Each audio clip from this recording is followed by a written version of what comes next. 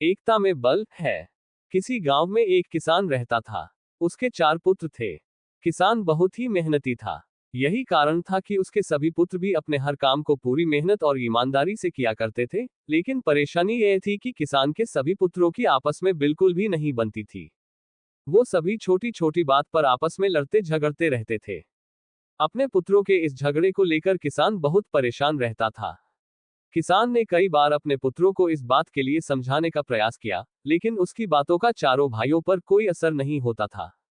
धीरे धीरे किसान बूढ़ा हो चला, लेकिन उसके पुत्रों के आपसी झगड़ों का सिलसिला खत्म होने का नाम ही नहीं ले रहा था।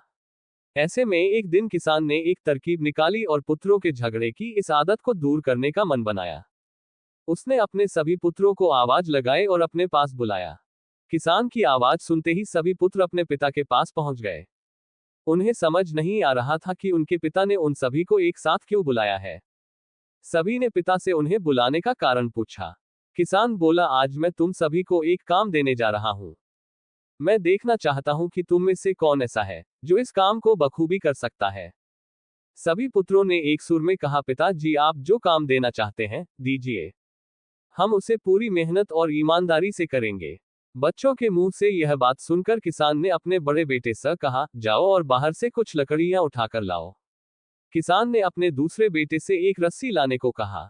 पिता के बोलते ही बड़ा बेटा लकड़ियां लाने चला गया और दूसरा बेटा रस्सी लाने के लिए बाहर की ओर दौड़ा। थोड़ी देर बाद दोनों बेटे वापस आए और पिता को लकड़ियां और रस्सी दे दी। अब किसान ने अपने बेटों को बोला कि इन सभी लकड़ियों को रस्सी से बांधकर उनका गट्ठर बना दें। पिता के इस आदेश का पालन करते हुए बड़े बेटे ने सभी लकड़ियों को आपस में बांधकर गट्ठर बना दिया। गट्ठर तैयार होने के बाद बड़े बेटे ने किसान से पूछा, पिताजी अब हमें क्या करना है। पिता ने मुस्कुराते हुए कहा, बच्चों अब आपको इस लकड़ी के गट्ठर को 2 भागों में अपने बल से तोड़ना है। पिता की यह बात सुनकर बड़ा बेटा बोला, ये तो मेरे बाएं हाथ का काम है, मैं इसे मिनटों में कर दूंगा। दूसरे नंबर का बेटा बोला, इसमें क्या है, ये काम तो आसानी से हो जाएगा। तीसरे नंबर का बेटा बोला, ये तो मेरे सिवा कोई नहीं कर पाएगा। चौथा बेटा बोला, ये तुम में से किसी के भी बस का काम नहीं है, मैं तुम सब में सबसे बलवान हूं, मेरे सिवा ये काम और कोई नहीं कर सकता। फिर क्या था, अपनी बातों को साबित करने में सभी जुट गए और एक बार फिर चारों भाइयों में झगड़ा शुरू हो गया। किसान बोला, बच्चों मैंने तुम सबको यहाँ झगड़ा करने नहीं बुलाया है, बल्कि मैं देखना चाहता हूँ कि तुम से कौन ऐसा है जो इस काम को बखूबी कर सकता है।